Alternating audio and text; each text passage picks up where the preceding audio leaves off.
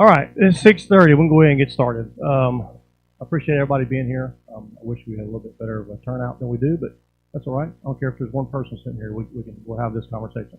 Before we get started, I want to do kind of an invocation that we do at the beginning of the Board of Alderman meetings. I do mine a little bit different, just for sensitivity and that sort of thing. So, as we begin this meeting, I want to take a moment to reflect on our shared commitment to serve the diverse community that builds the Salado. We invite all present, regardless of faith, belief, or philosophy, to join us in a spirit of unity, respect, and compassion. May this conversation be guided by wisdom, decisions rooted in fairness, and our actions driven by the common good. Whether you find inspiration in a higher power, the bonds of humanity, or the wonders of nature, let us work together to build a culture where every voice is heard and every individual is valued. Just take a moment, please.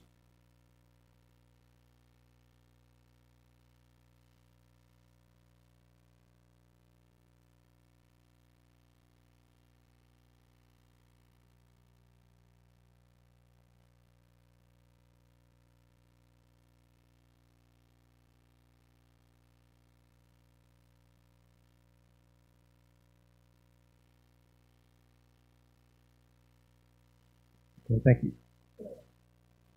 I'm gonna start out. I need to make a statement right quick, and I'm just gonna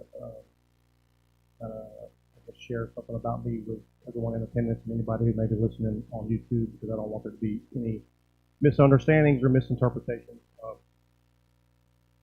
And this is not something that I've really spoke publicly about before. I suffer from PTSD and severe anxiety disorder.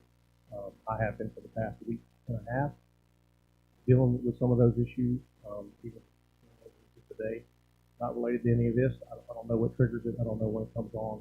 I'm trying to get it adjusted. It does affect my eyesight. It affects my speech patterns and my thought process. So at times it sounds like I'm slurring my speech. I can assure you I have not been drinking. I'm going to get Chief back there to give me a breathalyzer or whatever. I'm just trying to push through this stuff. A lot of it is me feeling like I can't catch my breath. But again, nothing to do with this. This is something that I deal with from time to time. This is the first time that I've had to deal with it in a public setting like this. But it's all right. We're going to get through it. We're going to push through it. So let's get started. We go ahead and go to the first slide. I want to start out with a little bit of information about Salado. For those that don't know, kind of our economic and demographic snapshot. Our population, as you can see on the screen, is right around 2,400. Median age 48 years old, and 65 and up population is a little over a quarter of our population. Median household income 103,500. This is 75,780 for Texas. Home ownership 88.5%, and the average rate for Texas is 62.6%. Let's remember that number, 88.5% home ownership within the village of Salado. Our median home price is $473,000, according to a December 2024 report. Just some accolades for Salado, some things that we've been recognized for. One of the best places to live in Texas. Overall grade A, public schools A minus, housing is B, cost of living B, crime and safety B plus. Ranked number 2 in top 10 historic towns in Texas, 2024 healthiest places to live in Bell County, 24 most diverse places to live in Bell County. Ranked number 6, welcoming towns to retire in Texas. We've been featured in the Texas Monthly, Texas Highways, and Texas For Texas magazines. And recent national recognition on The Voice with Mr. Michael Alexanderson that was there, and he was a great ambassador for our community, and we're very happy that he does live here in Salado and he calls his home. Then we had our starlets from the Salado High School was in the Macy's Thanksgiving Day Parade. I think that was a good thing for us. Yellowstone, everybody's heard of, at least had heard of the show Yellowstone. We kind of threw Salado out there as well because they got bloomer trailers, and every trailer you see on that show that is driving up and down anywhere, whether it's to the train station or not. It had the Bloomer logo on the side of it. So we're very fortunate to have had those kind of recognitions. I want to introduce some city personnel. We have our city administrator, Mr. Manny De La Rosa, who's sitting over here. City Secretary Deborah Bean who is not here this evening. Our planner and development services, Ms. Gina Pitts, sitting over here. Um, Permanent municipal court clerk, Letitia Dauna. We now have a seasonal full-time seasonal public works employee who's coming in to kind of fill in for other guys that they've asked us, and they're doing a great job. Tourism marketing is Ms. Deanna Whitson, who's sitting here with us also, and Jennifer Phelps, one of our seasonal staff. She works up here in the front office, and she's kind of joke about her being our ways and means person. If we need things and we need to find the best price, and we need her to shop around and do it, she does it. And she finds it for about the cheapest you can find it. I'm curious as to whether some of these things she actually manufactures at home on her free time, because she just kind of shows up with them. Also, kind of seasonal right now, but also filling in for Miss Bean is Teresa Spinks. And then in Deanna's world, we got Miss Melanie Lane, who is her part-time person over there in tourism. Chief Alan Fields is back here in the back of the room. We currently have Chief Fields has got a staff of 8 full-time police officers. One of them being Sergeant Dunshee, and then we've got 2 new over the last 6 months. 2. Officer Manning, who is finished with his field training, he's on the street now, and Officer Mark Trebo, who should be wrapping his up here in the next coming weeks. We're very fortunate to have all those guys. Officer Burden, just as a quick side note, the Sons of the American Revolution recognized him with an award recently. We did also as the Police Officer of the Year for the Village of Salado, and State Senator Pete Flores also did some recognition for Officer Burden, and we're very proud and honestly very fortunate to have him, and his quick thinking and just being able to react under pressure the way that he does. And with everybody that I just mentioned, we hear these conversations out in the community, we see it on social media, all these things about the village doesn't provide any services to our residents other than police coverage. And that's simply just not true. We've got from Mr. De La Rosa all the way down to our part-time office staff here. Everybody in this building plays a role on everything that happens on a daily basis. Used to be you walk in the door and the people up front wouldn't even speak to you. It'd be just kind of head down and make a phone call back here to the back office. Here they weren't empowered to make decisions on their own. Really didn't know what was going on because nobody ever trained them. They weren't allowed to do their job. Mr. De La Rosa comes in, and he says, we're not doing that anymore. We're going to empower them. We're going to give them the ability to make decisions on their own. We're going to get them trained up. If mistakes can happen, if you make a mistake, and if it's a training issue, then we'll correct it. If you knew better, we'll also correct that too. Either way, it's going to be fixed. You come in here now, there's a different culture in this building. Different atmosphere, different feeling when you walk in. You walk in now, and the ladies up front greet you. They say hello to you, say good afternoon.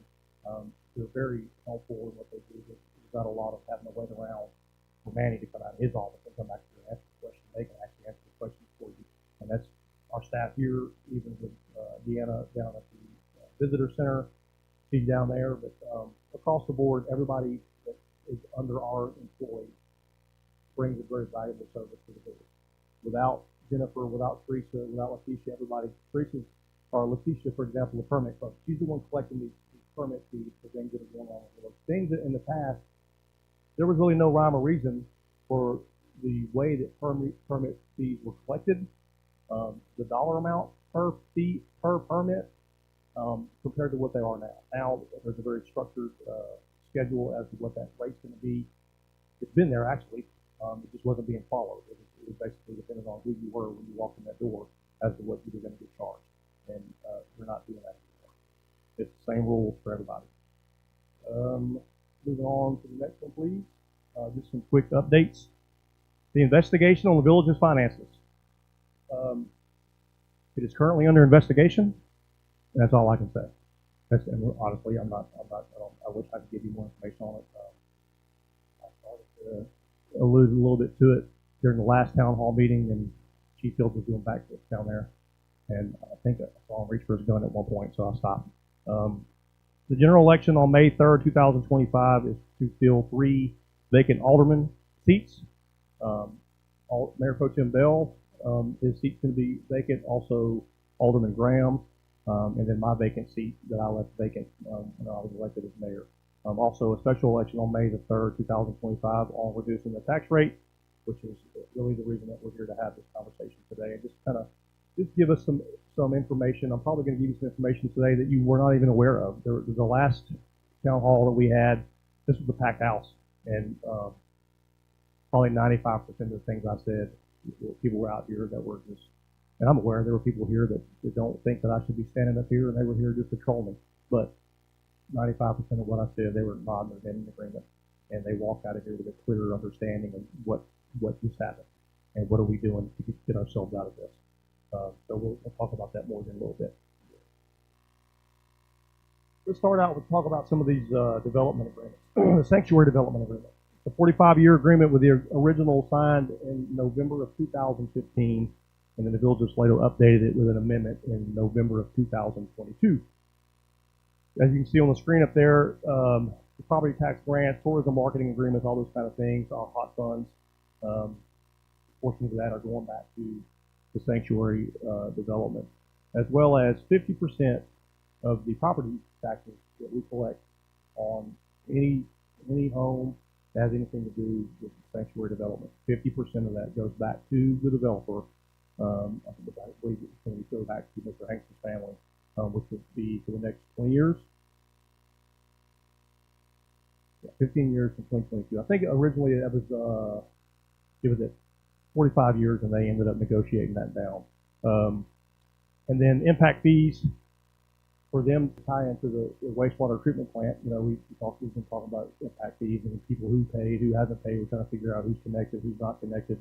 For them, 100% of their impact fees that let's say they have a general contractor that comes in, they want to do something, they have to pay their impact fees to tie into our sewer. We turn right around and have to give 100% of those impact fees back to Mr. Hanks. And with that, I know everyone in the room is aware of this situation with the sanctuary and all that, but Manny and I talked about this, and I kind of was on the fence about whether I wanted to read this out loud tonight or not, but I'm going to. It's a matter of public record, and I'm going to read an excerpt from an email that we received from Mr. Hanks yesterday. The backstory on this is that they are the North Sanctuary North plat is an incomplete plat, and they wanted us to sign off on it, wanted us to approve it so they can move forward with their stuff. We're not, because it's an incomplete plat. We told them that we're not going to sign off on it. And basically, we tried to kind of flex a little bit, kind of force our hand to do some things, and we said, no, not going to do it. Stand firm. We had our attorneys on board, had them on the phone, and we're doing everything that we're allowed to do statutorily, and we're going to continue to do what we do because it's the right thing to do. And in response to that, this was the communication that we received from Mr. Hanks. In part. Many years ago, we said his parents envisioned the sanctuary to be a small, upscale, separate town site with its own beautiful architecture and sewer system. Salado was still unincorporated at that time, and it had no plan for a sewer system of its own. Because we saw the village's main street in serious decline because of having no sewer. So Main Street was in decline because there was no sewer in the village. Okay. They decided to help rescue the village. The sewer is what rescued the village, so we need to all send a thank you. We therefore very intentionally decided to share our sewer system permit with the village. We also donated 6 acres on which the sewer could be built. Salato's first mayor and aldermen were all local, and they rejoiced over our family's gifts and the decision to annex so Salado could receive half of the taxes that our many homes and commercial development would create. Everybody else gives us 100% of their property taxes. We're going to give them back half, but that's a gift to us. Hopefully, this history will help you understand why we simply want peace, honesty, and professional efficiency in fulfilling our mutual obligations. We simply request that you work with us as rapidly and accurately as possible so we get the job done and finish each phase of development of our mutual benefit. We already know by going back and looking at records, there's no benefit to the village for this agreement. Attorneys warned the elected officials at that time this was a very one-sided agreement, and it did not benefit the village of Salado. It benefited the developer.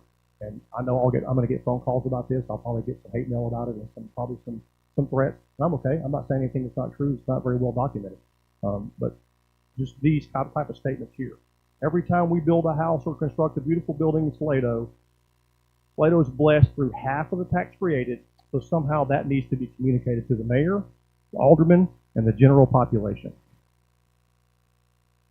I just communicated it, so spread the word. If we can honestly report a positive attitude of cooperation on the part of the mayor and alderman, it will greatly bless Salado. Report it to who? Who do you have to report that to so that we get blessed? That's who I want. That's what I want. Like these kind of things, these are the type of communications that we're getting. They're kind of veiled threats, and it's just I don't understand why we're continuing to do business that way. But anyway, onward. Next one. Eagle Heights Development. Original agreement signed November of 2020, and this agreement runs with the land as a covenant for 5 years. Eagle Heights, you see it up there, parkland development fees.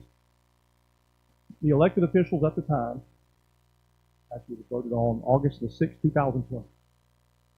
Parkland development fees, we waived $592,000 parkland development fees for that development.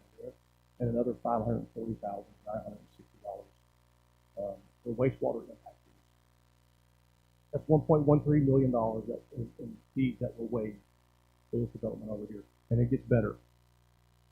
That agreement was in place for 5 years with a provision in there that as long as they request it within 180 days of expiration, it extends automatically for 1 year.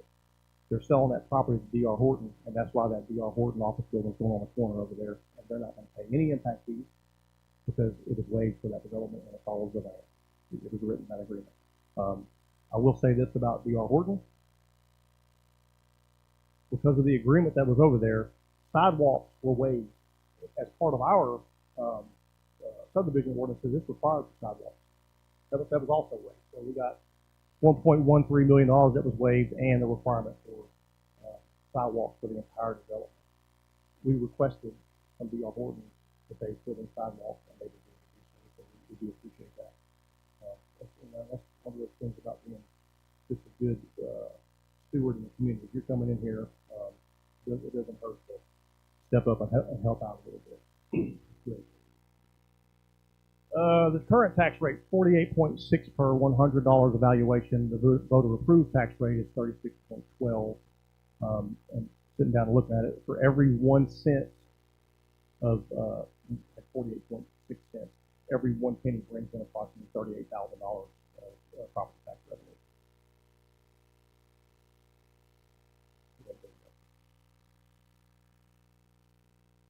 So at 48.6 cents, you're looking at about $1.8 million worth of property taxes for us. If it rolls back to the 36.12, 1.3 million. Bell County Tax Office forecasts that the village of Salado will remit an estimated amount just under $550,000 when this thing comes up for a vote on the ballot in May. If that passes, we pay back just under $550,000. We have 60 days to do so. $550,000 to the residents and property owners that pay tax here in the village of Salado. Manny and I had a conversation about that, and I said there's some speculation out there that we're withholding services, that we canceled the contracts to cut the grass on Main Street. What else did we do to kind of hold the village hostage? Insurance for properties that we didn't own and buildings that were on properties that didn't belong to us and those kind of things. We went through and said we're not doing that. It's not beneficial to anybody, and us holding your insurance policy doesn't help you at all in the event of a fire or some sort of disaster or whatever the case may be. So I told Manny, I'm not going to be the guy that came in 90 days and being elected in there and finding out that these issues are there, and in order to balance the budget, I had to increase the tax rate, get a petition for a rollback, it passes, and we got to pay almost $600,000 back, and we don't have the money to pay it back. So I'm not going to do that. So we're cutting things as we can, trying to be as frugal as we can with the money and just be as cost effective as possible. So again, back to what we're doing here in this building, just about everybody in this building is trained to do each other's job. If somebody's not here, they take care of it. And with Dean being out, perfect example. We have Ms. Pinks who's stepping up and kind of taking over that position, and Lakeisha's taking over the municipal court part. Village of Salado exemptions.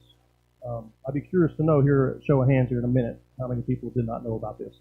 So we've got, we have all of our exemptions, you know, our 65 and up population, our veteran population, et cetera, et cetera. So let's look at just normal, everyday folks. Local homestead. So looking at these, we go over to local over 65. It's frozen at 65 and then decreased by $50,000. Same thing with disabled. And if you look at over here, which is local homestead, what that number means is, if you can't see it, somebody in the previous audience said that that number was kind of hard to see in here. It's local homestead. It's a minimum of $5,000, 20%. 20% of your appraised value of your home per Bell County Tax Appraisal Office. There's an ordinance in place that automatically deducts 20% from your individual property tax. So whatever other exemptions you get homestead exemption through the county or whatever the case is, we're giving you an additional 20%. Did you know that? Yeah. Darlene, did you know that? Oh, you were here about it. Okay. Who in here did know that before? Who was not here for the last meeting but was aware of that? 99% of the people in this room last week did not know that. Did not know that we give you 20% off the top of your tax appraisal. And let's look at some of the surrounding communities. We've been recently, you've all seen it, we've been compared to Nolanville. We've been compared, like, look at what Nolanville's doing. Y'all should be doing that. Look at their city manager. Y'all should be doing that. Look at Troy, who is now looking for a new city manager. Look at what they're doing. And now we moved on to Kempner. We'll look at Kempner, look how transparent they're being with their financial records and that kind of thing. They're not doing anything extra. They're doing what's required by state law.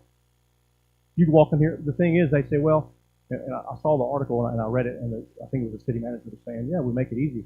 You don't even have to submit an open records request. You just walk in here and we'll show it to you. Yeah, we would too if we had the staff to do it, but we don't. So it has to come from somewhere, and that's why you got to do open records request. But it's all online. You can go see it. You can go see every check that I sign, every check that Annie signs. Every bill that we pay is all online. Go read the financial report. It's there. So let's look at the exemptions for us versus surrounding communities. This is really hard to see. Bell County, local homestead, none. The only other municipalities that do this, Little River Academy, $5,000 minimum or 5%. Salado, again, $5,000 minimum or 20%. And then Temple, $5,000, 20%. Remember the number we talked about earlier about the home ownership percentage in the village? What was that, 88 or 85? These numbers, this 20%, these 20% exemptions, that's for municipalities who have a low percentage of home ownership. They do it as an incentive for you to buy houses. We're at 88%. Why are we doing that? Why are we giving people 20% off the top of their tax appraisal? And there's more to that, and we'll talk about that here in a minute as well. Go ahead, go on. Here we are. This is actually my favorite slide to talk about. The tax rates, historic tax rates. 2016 to 2024. I want to key in from 2018 to 2022. Tax rate was at 62.76 cents. Who lived here at that time? 2018, which would have been fiscal year 2019. Here, Zimmerman was here. Y'all were here. Were your roads getting fixed at that time at 62 cents? Okay.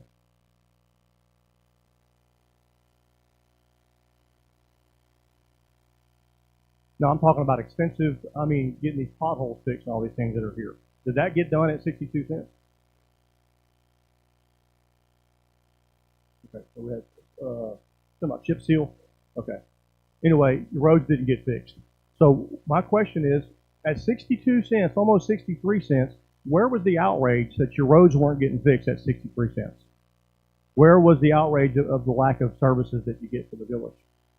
Look at the next 5 years. They reduced taxes by 36 point, let's call it 37%. During that same 5 year span, the cost, we'll just use road construction, the cost of road construction went up 50%. We dropped our tax rate by almost 40%, while the cost of everything else went up. Look what's right in the middle of that, 2020, 2021. That's COVID. The price of everything went up, and we dropped taxes for. The only thing that we can find, the reason behind it is to say, look at us, we reduced your taxes, reelect us. And you bid it. That's what happened. The voters bid into it. They bought it. We'll talk about that more in a minute too. Go ahead and go to the next one. Growing needs require stable revenue. Population growth, increasing demand for services, quality of life. Residents expect well-maintained parks and infrastructure, and companies need reliable utilities and community investment. Let's talk about what happens when you start decreasing tax rates. I'm all about low taxes. I wish we could do it, but we're lower than some other areas. Rogers is at 95 cents or something like that. Lowering property tax rates significantly over a short period of time without additional revenue streams can pose several risks to local communities. There's a key point there. Dropped it by almost 40% without additional revenue streams, none that we can find anyway. Reduce public services. Property taxes fund essential services like public safety, infrastructure maintenance, our roads, those kind of things. Significant reduction in revenue leads to cuts in the services and affects the quality of life of everyone, for our residents and for our visitors. Budget deficits, we've heard that word used quite a bit over the past almost year now. Without alternative revenue sources, local governments may face budget deficits. If you look at the timeline, chain of events that happened over the past 5 or 6 years, it really does paint a clear picture as to what brought us where we're at now. You can't continue, you cannot not deposit money into your account and continue to just write checks. Not that you need that. You're paying cash for everything. It's like a 10-year-old that gets their first checkbook. They think that I have checks, I have money. That's what we're looking at. They were not bringing in revenue streams to build back up our reserves or even our general fund for what they're really spending, and we're just not doing it that way. Infrastructure deterioration. I don't have to talk about that. You've all seen it. Increased fees and charges to compensate for loss of property tax revenue. They may increase fees for services like waste collection, water and sewer, placing financial burden on residents. We did stop that. We had a discussion, I think it was last year when I was alderman. We wanted to increase the fees for legal disposal, alcohol, and those kind of things coming in.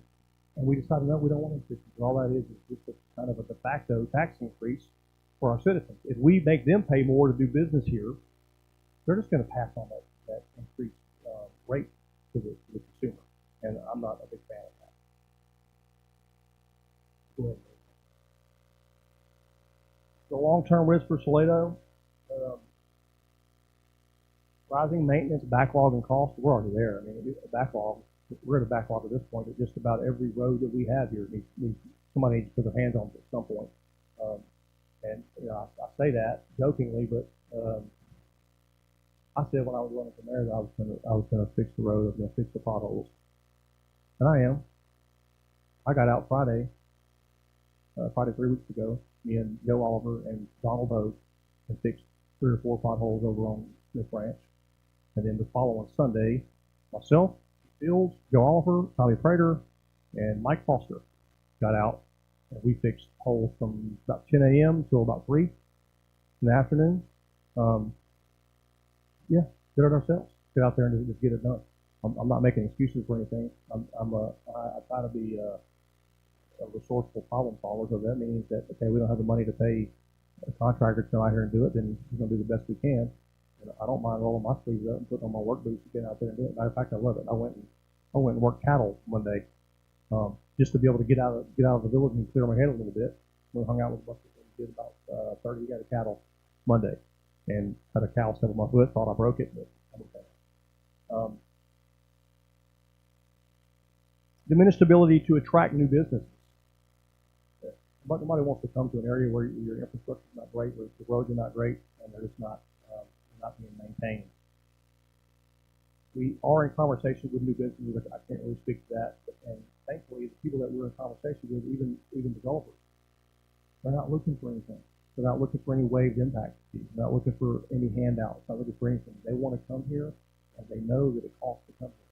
They know that there's a cost associated with the wastewater treatment plant. We're in conversation with some folks that want to tie in, and they're aware that their development, it may require an increase in capacity at the wastewater treatment plant, and they're willing to pay to expand our wastewater treatment plant.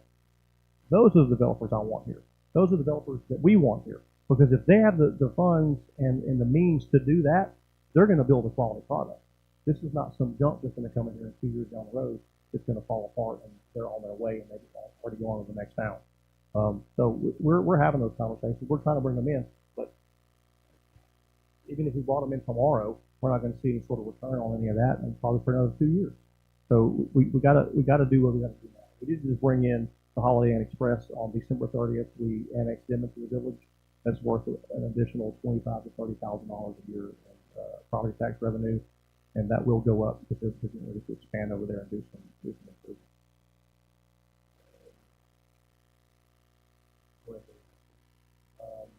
Annexation of Holiday Inn. The Holiday Inn extension of sewer by developer, no cost to the village of Salado. Impact fees will be collected and paid to the village of Salado. They never even asked. But yet we want to do it. And now Days Inn wants to come in. We're expanding our boundaries. And that's just another 100 yards, really, to go out that way. And we're going to run sewer down that hill. That actually was, and I just found this out recently, that was discussed 5-6 years ago, over on the corner, right there before you get to the Holiday Inn Express. There was a property over there. Actually, there was a house that was there that burned down. They had somebody with checkbook in hand wanted to come in and purchase that property and wanted to have agreements. And these people were developers that were very well connected. They knew the market analysis. They did their research, did the due diligence. They knew who wanted to come on that property, and I know who wanted to come in. They were told no by our folks here in this building. And I look at that and I'm like, that was such a missed opportunity. Again, picking winners and losers. We could have already had that sewer ran that way. And they're going to pay for impact. They're going to ask them for those. So I'll have those conversations all day long. The last one that we had, when the guy came in there talking about one of the developments he wanted to do, my first question was, is there a commercial side of this? Do you have some acreage set aside for commercial development? I said, yeah. Because we need commercial development. The HOP, Microtransit Transportation Services, launches in March, April. And they cost I think it's $2 a ride if you want to go to wherever they have wherever their stops are. We joined the regional partnership of the Central Texas Water Alliance to help secure water rights for Salato's future. And now we have representation on the Central Texas Council of Government Executive Committee, the Killeen Temple Metropolitan Planning Organization Technical Advisory Committee, and the Bell County Public Health District. Previous to me coming in as alderman, we didn't have any representation on that. And I decided to get involved. We had sort of quasi representation, but in 3 years, we attended 5 meetings. Okay, they're the ones that make the decisions on getting our roads fixed or getting this, interstate stuff or whatever we need.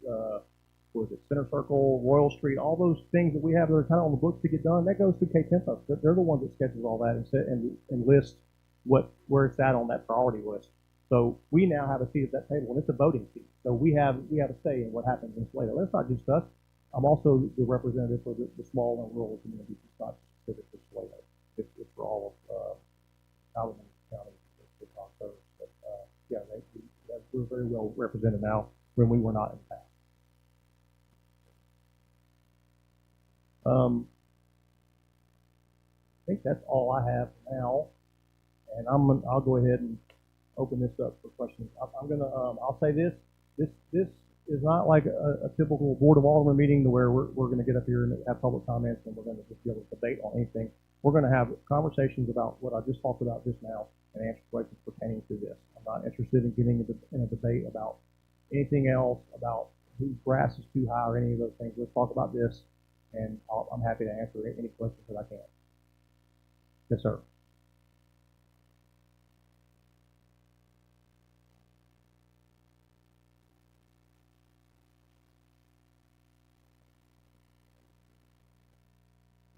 No, because that's incorrect. This is not correct. So yes, next. Come on now.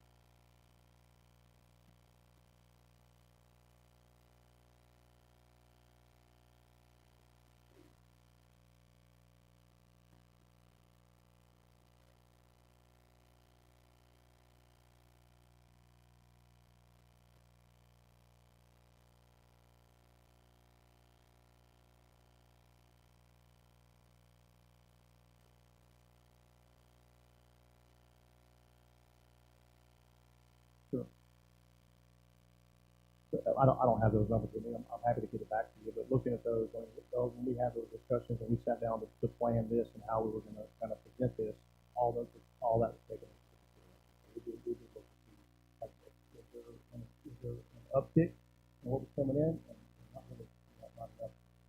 But also, we're with that, even if we did have an uptick in tax revenue coming in, we were subsidizing developers. We were subsidizing builders that were coming in here.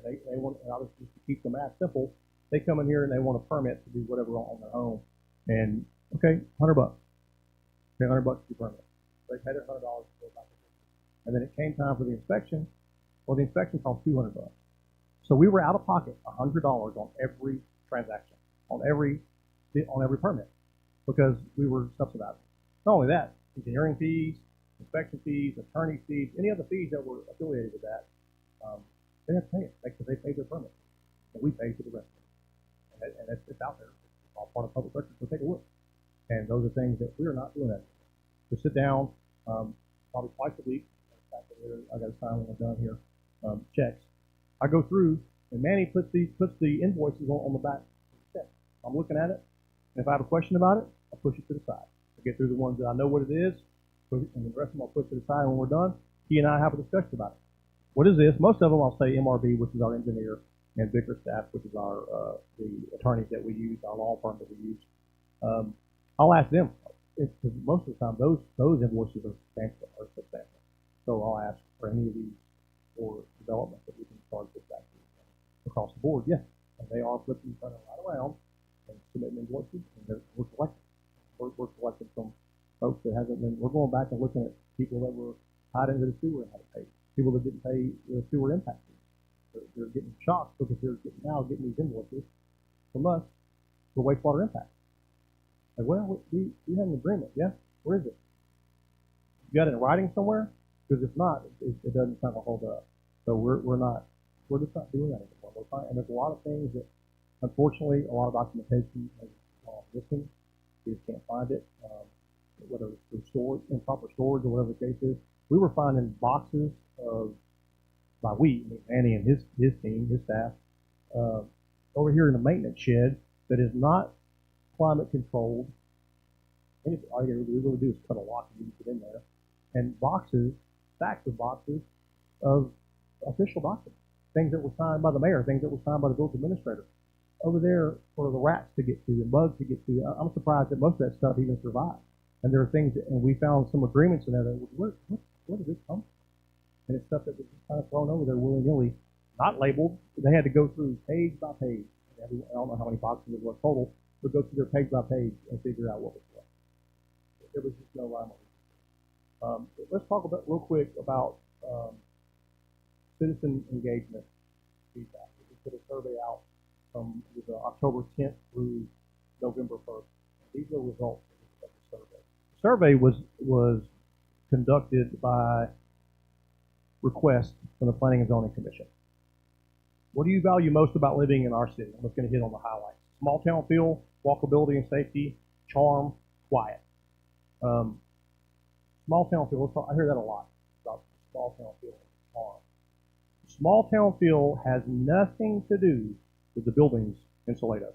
It has to do with everybody in this room, everybody in the community, and the way that we treat one another, and the way that we speak to one another, and the way that we treat visitors who come into our community. That's where the small town feel comes from. It's the difference between, how are you keep walking or honking your horn, all this damn traffic. Like they come in here for whatever's going on over on Willow Street or whatever, and they're complaining about the traffic. Instead of being polite and being welcoming to people who are coming in to visit us, they're ugly to them.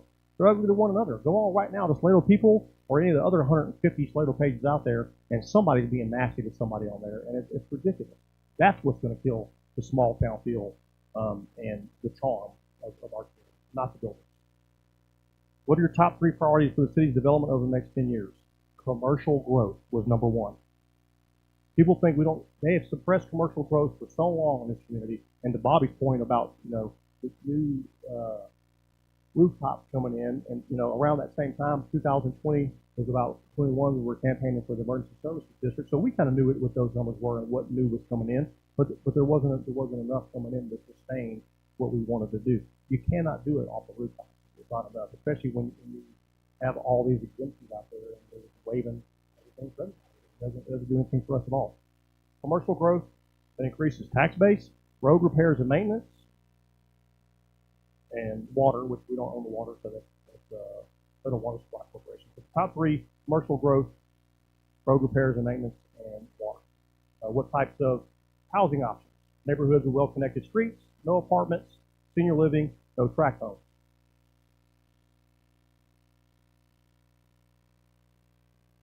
Master plan communities like Georgetown and Liberty Hill. I was a little shocked to see that, but the majority of the responders on the survey said that's what they wanted to see. Limited lower income housing, no more residential growth, homes with bigger lots. I have my own thoughts on the whole limited lower income housing statement, but I'm going to leave that alone. How important are green spaces and recreational spaces to you, and what improvements would you like to see?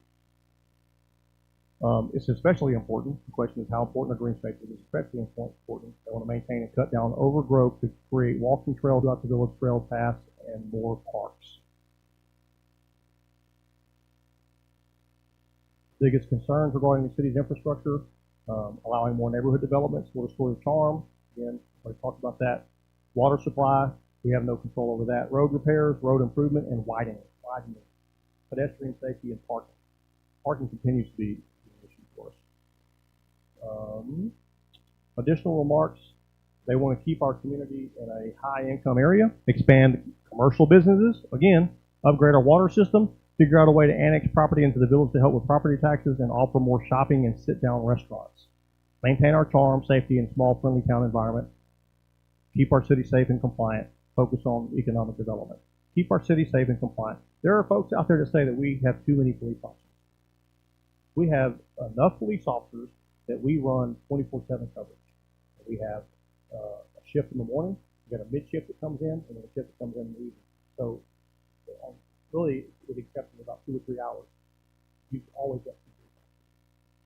And we don't want to go back. We don't want to minimize that or take that away. I had a conversation with the chief staff yesterday.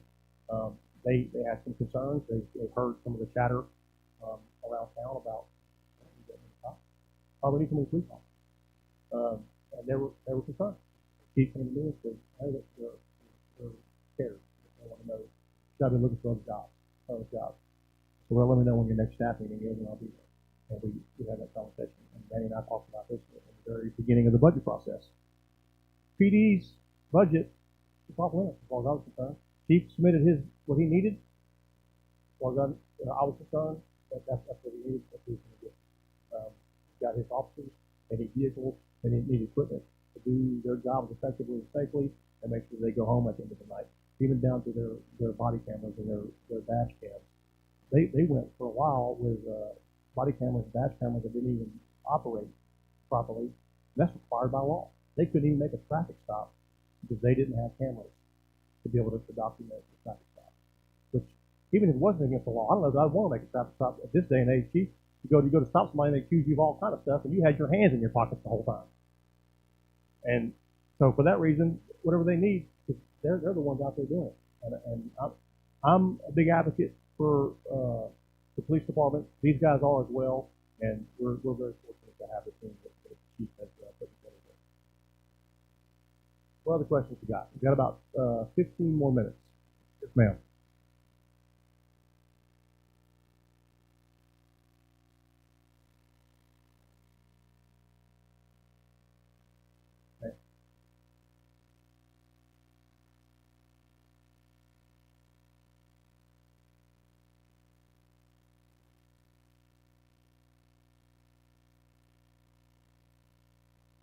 Because Main Street was in decline because it had no sewer.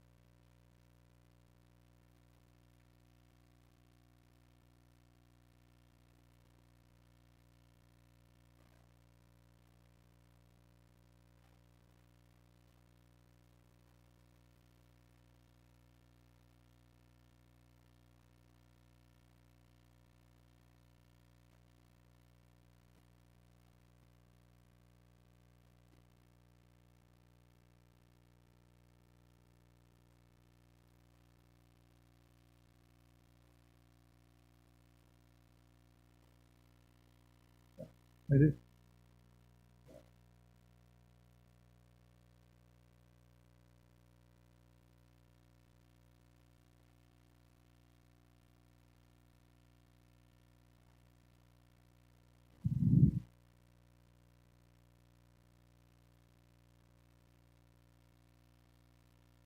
That's a topic for another day. Yes, ma'am.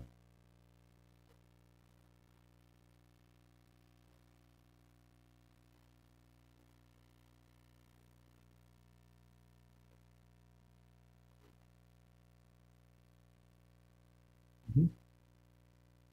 No, I don't. No, we got an election coming up right around the corner. Tomorrow is the closing deadline for applications for the 3 seats on the Board of Aldermen. And I talked about this in the last town hall meeting. Really, the reason that I got involved in the capacity that I'm involved in now, I've known Bobby for almost 2 years now, maybe 2 years, and he knows it to be true. I am not. I am the furthest thing from a politician you'll ever meet. If you would have told me, hey Bert, I looked at my Magic 8 Ball this morning, and it said in 2 years you're going to be on the council for a year. Next year you're going to run against the incumbent mayor and be a mayor. One, I'd laugh you out of the room and probably slap you for putting that evil on me. But I was like, no, there's no way. But here I am. You know why? Because I got mad. I wanted answers. I was coming here trying to get answers. At the time I was just after being the public information officer for the fire department. Asking questions, asking questions, asking questions. Either not getting response to my questions or just getting blatantly lied to. So I decided to do something about it. I got mad. I like to joke with my wife about being a resourceful problem solver, but it's true. I like to solve problems. And so I decided to get myself into it. All y'all here that you remember all the crap through my alderman campaign, my mayor campaign. Each step up, the lies got worse and thicker and just harder to defend. Like how are y'all gonna have? How's there any truth to any of that? And now I know why. We know why they did not want Bert Henry to be in this building, and it's unfortunate. It really is sad. And somebody got up and had a conversation and said, when we voted for the sector, it said, we as the voters, we didn't do this. We didn't create this problem.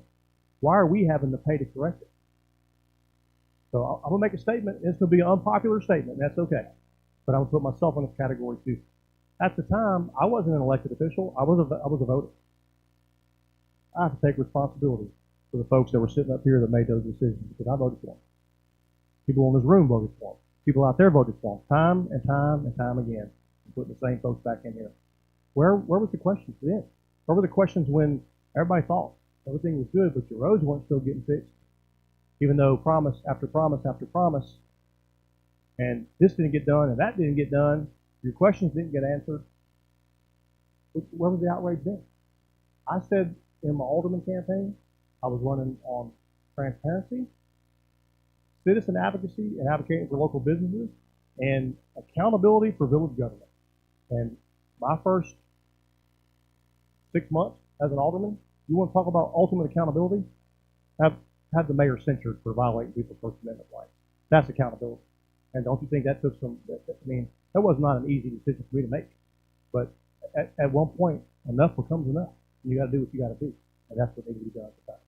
Unfortunately, they didn't think that it was serious enough, or they didn't make jokes about it. But we all know what happened. And same thing in here. It's all about accountability. But I got mad. I decided to do something about it.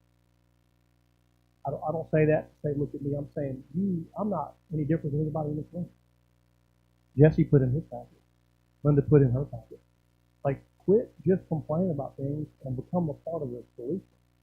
And everybody talks about these. You killed the Parks Advisory Board. You killed this advisory board. You killed this advisory board. Well, let's go back and look at the timeline. We had just found out that we were going to end the fiscal year in over $1 million deficit, and there was also some additional money that was spent that wasn't ours. What do you think his priorities were and mine? But when you have these people that come in here from these advisory boards, and it's like it's only 1 hour a month. Well, yeah, per advisory board, but also when every member of that advisory board wants to come in here 2 or 3 times a week and sit down and tie up 2 hours of his time, how much work do you think he got done his first 6 months? We had to dig ourselves out of this mess, and that's what made us focus on. It took him right out a year, a little over a year, to be able to get out of really 2023. He was having to go back and fix things that but we had to only go back so far because there's only so many hours in a day. And the dude was drinking out of a fire hydrant. And I mean, not a fire hydrant in Salado that just kind of trickles out, a fire hydrant in Georgetown somewhere that actually has good pressure. That's what was happening here. They're coming here and just really just wasting his time. And some of them were even a little bit more out of their lane, going and have conversations with people that we were in the middle of agreements with, and going and requesting lunches with their managing partners and that kind of thing. Who does that? And that's why we said we're going to stop it. We didn't kill it. We just paused it. One, we don't have any money to do any projects anyway, so why do I need to have advisory boards to tell me to do something that I don't have the money to do? And he doesn't have time for it. That's what it comes down to. As things continue to grow and we get to a point that we can do it, we're going to bring the advisory boards back. It wasn't for a lack of transparency. It wasn't for me trying to squash citizen comments. And let's not forget, we came in here, one of the first things I did was increase the time limit from 3 to 5 minutes for citizens to be able to speak. And have I gabbled anybody out, guys, since the whole time you've been on this board? For anything, they get to say whatever they want to say. I'll stop them. Poker face. Let them say what they're going to say, because in 5 minutes they're going to sit down. Now I'm going to go about my business. And when we get done, I'm going home. That's all there is to it. Yes, ma'am.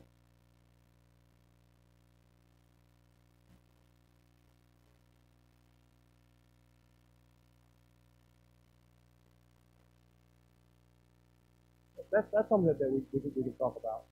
Yeah.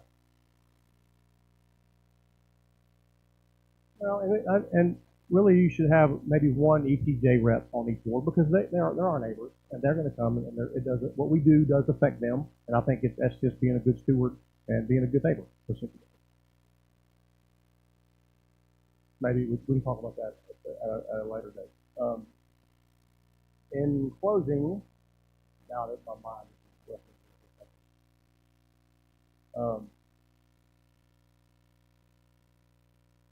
I don't know. All I can say is that I love this community. Since I moved here, I've been very giving of myself for free.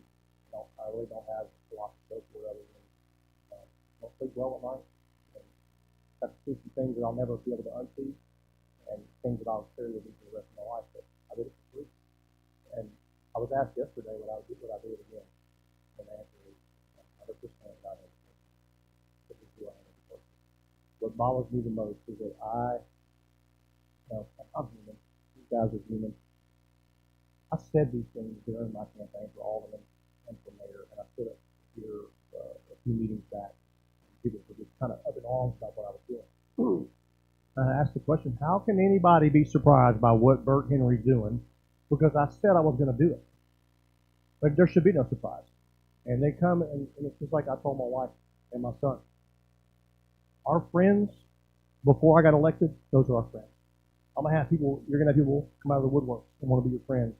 Everybody wants to get close to all of them. They want to be close to the mayor. They want to feel like they're a part of something. But as soon as I do something they don't agree with, they turn on me. That's happened. I've seen it happen. But alternatively, there were folks, even in this room, again, a packed house last week, when we had one that I know they didn't support me. But after having conversations with them, they turned. They're like, that makes sense. We appreciate what you're doing. Even some of the ones who have been very vocal up here over the past number of weeks about me stood out in front of the business a few months back and told me I didn't vote for you. I wish I had. And there are others in my group that feel the same way. Those are the things that keep me going. I don't. My phone rings as early as 5:30 in the morning, and sometimes it'll be till 11:30 at night. Annie and I have had conversations at 11 o'clock at night. I had talked to him the other night during this PCQ hearing over some nonsense that one of the guys from the consultant said, and it was just not true. But my immediate reaction was to get up and tell that guy he's full of mess. Be polite about it, but Manny's my voice of reason. He's like, what is it, Jiminy Cricket? Who's that little dude? I call Manny and he puts me back in my place. Like, hey, you can't do that, man. You can get yourself in trouble. So it's a great team. I can't do what I do without Manny, without Gina, the rest of the staff, without these guys. I don't take any credit for anything that we've done. They are the deciding body. I'm just a tiebreaker. I can speak to it. I try to lead these guys in a fair way. Um, and have it, no disrespect to any of these fellas. We don't always agree on everything. We always shake hands after the meeting and walk away.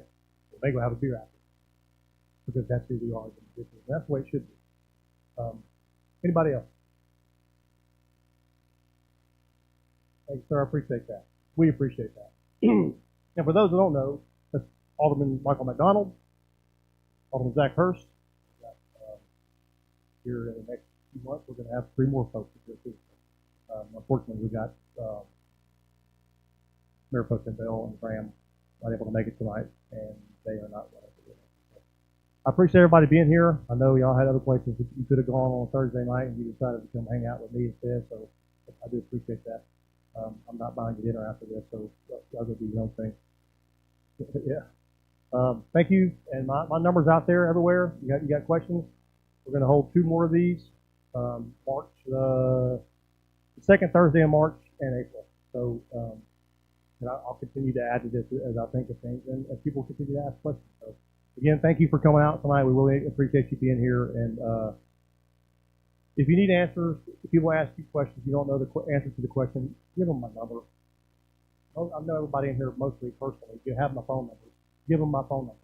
Have them call me, and we can, or have them call one of these guys, and we can have that conversation. So thank you. I appreciate everything that you guys are doing, Manny, what you're doing, Gina, and please tell the rest of your staff that and they know that I do. I say it often, but let them know again. I appreciate it. So everyone have a good night. Also, Jacob, we appreciate Jacob too. Thank you, sir. Everybody have a good night, and thank you.